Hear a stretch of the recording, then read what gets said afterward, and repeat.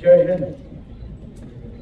सम्मानित हमारे वीर शहीदों के बहादुर परिवार, पूर्व सैनिक, वीर जवान, युवा कैडेट्स, स्टूडेंट्स तथा मौजूद सभी गणमान्य अतिथिगण, आज द्रास की इस पूर्ण रणभूमि पर खड़े होकर जहां हमारी वीर सेना ने राष्ट्र की रक्षा में अपना सर्वोच्च बलिदान दिया, उन अमर शहीदों को स्मरण करते हुए और पाकिस्तान के नापाक इरादों पर मिली ऐतिहासिक विजय की 26वीं वर्षगांठ को समर्पित इस पावन अवसर पर सम्मिलित होकर मैं स्वयं को अत्यंत गर्वित और भावुक महसूस कर रहा हूँ।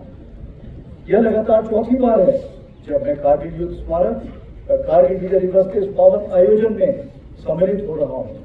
2 बार नगर कमांड आर्मी कमांडर की हैसियत से और 2 बार नल सेनाध्यक्ष के रूप में।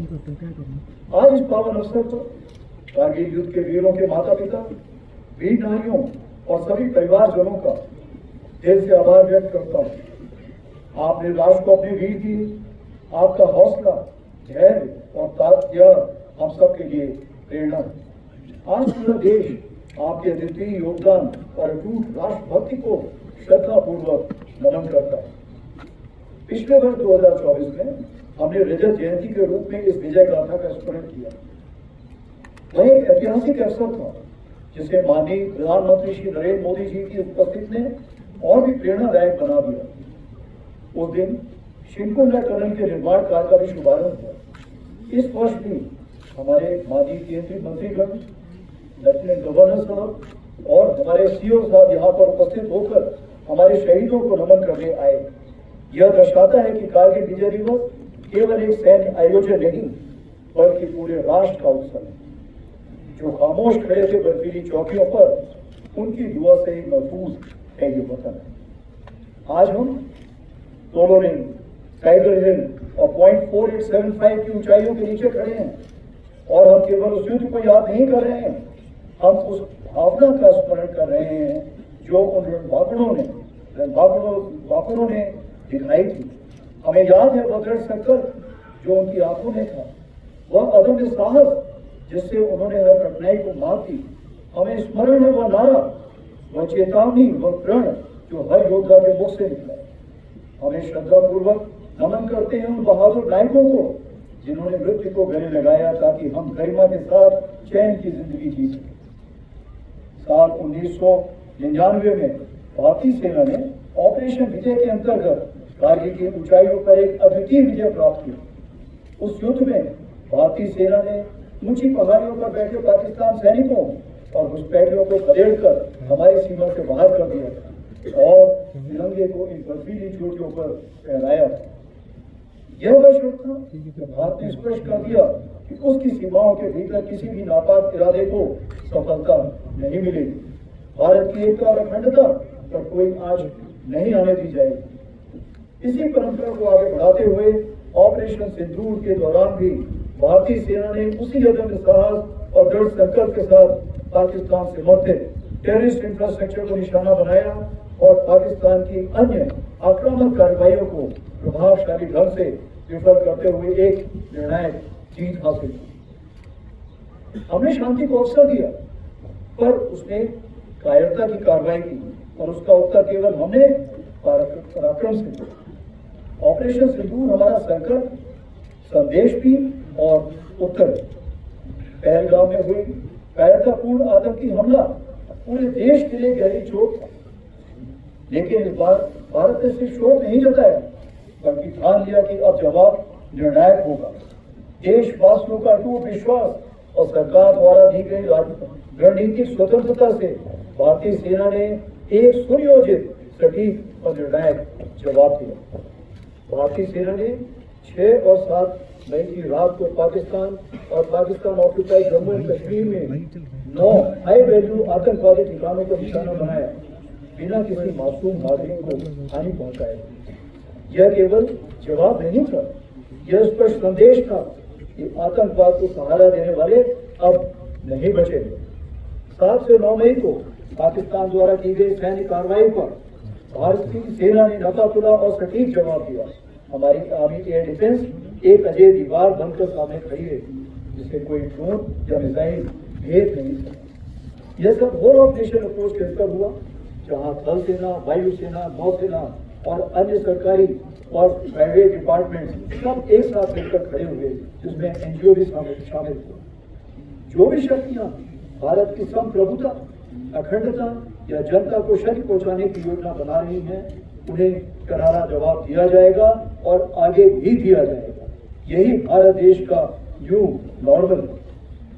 आज की भारतीय सेना न केवल वर्तमान चुनौतियों का सफलतापूर्वक सामना कर रही, बल्कि हम नित्य प्रतिदिन एक परिवर्तनशील, आधुनिक और भविष्य उन्मुख शक्ति के रूप में तेजी से अग्रसर हो रहे हैं। इसके अंतर्गत रुद्रा के रूप में नई ऑल ऑफ ब्रिगेड का गठन किया जा रहा है, जिसका सैंक्शन मैंने कल ही दिया है, जिसमें infantry, mechanised infantry, armoured units, artillery, special forces, unmanned aerial system जैसे फाइटिंग कंपोनेंट्स को एक साथ रखा जाएगा और विशेष रूप से तैयार किया जाएगा, जिसमें शामिल लॉजिस्टिक सपोर्ट और कॉम्बैट सपोर्ट। इसी क्रम में हैरव लाइट कमांडो बटालियन के रूप में एजाइल और घातक स्पेशल फोर्सेस का गठन किया गया है, जो सीमाओं पर शत्रु को चौंकाने के लिए हमेशा तैयार है। हर इन्फेंट्री बटालियन में ड्रोन प्लेटून का गठन किया गया है। वहीं आर्टिलरी में शक्तिमान रेजिमेंट बनाई गई है, जो ड्रोन और काउंटर ड्रोन इक्विपमेंट और लॉयटर म्यूनिशन के साथ लैस होगी।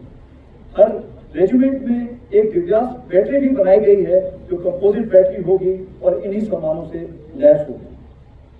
इन चीजों के मद्देनजर हमारी मारक क्षमता अब आने वाले दिनों में कई गुना बढ़ जाएगी। उसी प्रकार से आर्मी एयर डिफेंस को स्वदेशी मिसाइल सिस्टम से इक्विप किया जा रहा है।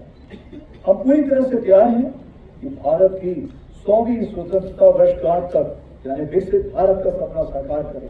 और इस राष्ट्र निर्माण में हमारी सबसे बड़ी ताकत है हमारा विशाल सेना परिवार, जो लगभग 1.3 करोड़ लोगों का समुदाय है, जिसमें सेवारत सैनिक, उनके परिवार, वेटरन्स और वीर गति को प्राप्त सैनिकों के परिजन शामिल हैं। लद्दाख इसका उदाहरण है, जहां हजारों सैनिक तैनात हैं, अनेक वेटरन्स यहाँ रहते हैं। सेना केवल रक्षा नहीं कर रही, बल्कि सीमावर्ती क्षेत्रों में राष्ट्र निर्माण में भी अग्रणी भूमिका निभा रही है। लद्दाख में ही कई डुअल यूज इंफ्रास्ट्रक्चर के तहत सड़कें, पुल और नेटवर्क तैयार किए जा रहे हैं, जो सेना और स्थायी नागरिक दोनों के लिए बेसिक सुविधाएं मुहैया कराएंगे। वाइब्रेंट विलेज प्रोग्राम के अंतर्गत चयनित किए गए गांव में भारतीय सेना द्वारा प्रायोरिटी से विकास कार्य चल रहे हैं। बॉर्डर टूरिज्म को बढ़ावा देने के लिए battlefield tourism, spiritual, ecological, heritage और एडवेंचर टूरिज्म जैसे क्षेत्रों में कार्य किया जा रहा है। जैसे कि आज आपने खुद देखा इनॉग्रेशन, जिससे युवाओं को रोजगार मिल रहा है। सेना स्थानीय युवकों के लिए टूर गाइड, माउंटेनरिंग और एडवेंचर स्पोर्ट्स में ट्रेनिंग देकर आत्मनिर्भर बना रही है। स्मार्ट बॉर्डर्स पहल के तहत लद्दाख और अन्य दूर स्थित इलाकों में मोबाइल नेटवर्क पहुंचाने के लिए सेना के कम्युनिकेशन टॉवर्स का उपयोग हो रहा है। प्राकृतिक आपदा के समय राहत और बचाव कार्यों में सेना अहम भूमिका निभा रही है। हमारे वेटरन्स जो हमारे आदर्श हैं, आपका योगदान हमारी नींव है। भले ही आपने वर्दी ना पहनी हो, लेकिन आपका जज्बा और राष्ट्र के प्रति समर्पण आज भी उतना ही अमूल्य है। आप न केवल हमारी सेना की गौरवशाली विरासत के वाहक हैं, बल्कि राष्ट्र निर्माण के लिए एक महत्वपूर्ण स्तंभ भी है। मैं युवा कैडेट्स और छात्रों को ये बताना चाहूंगा कि आज का दिन केवल एक ऐतिहासिक यादगार नहीं, यह राष्ट्र निर्माण का आह्वान है। आपने देश की सेवा ईमानदारी, शुद्धता और राष्ट्रभक्ति के साथ करें, चाहे वह सेना, विज्ञान, शिक्षा, चिकित्सा या उद्यमिता कोई भी रूप। कारगिल विजय दिवस हमारे लिए केवल स्मृति नहीं, यह वचन है भारत की संप्रभुता, अखंडता और सम्मान की रक्षा के लिए अंतिम सांस तक लड़ने का। हम शांति प्रिय हैं पर कमजोर नहीं। हम संकल्पित हैं, सजग हैं और अडिग हैं। हमारी शहीद हमारी प्रेरणा। हम अपने वीरों को विरासत को आगे बढ़ाएंगे। आइए आज हम एक साथ संकल्प लें कि हम भारत को सुरक्षित, सशक्त और विकसित बनाएंगे। इसमें क्योंकि समूचे भारतवर्ष का योगदान है, तो मैं जरूर उस समय कारगिल के बाद जब हमारे प्रधानमंत्री श्री अटल बिहारी वाजपेयी थे, उनकी कुछ पंक्तियां सुनाना चाहूंगा। कुछ कांटों से सज्जित जीवन, प्रखर प्यार से वंचित यौवन, नीरवता से मुखरित भगवान, पर अर्पित अपना कर्म, जीवन को शक्षक आहुति, चलना होगा, गलना होगा, कदम मिलाकर चलना होगा। जय हिंद, धन्यवाद।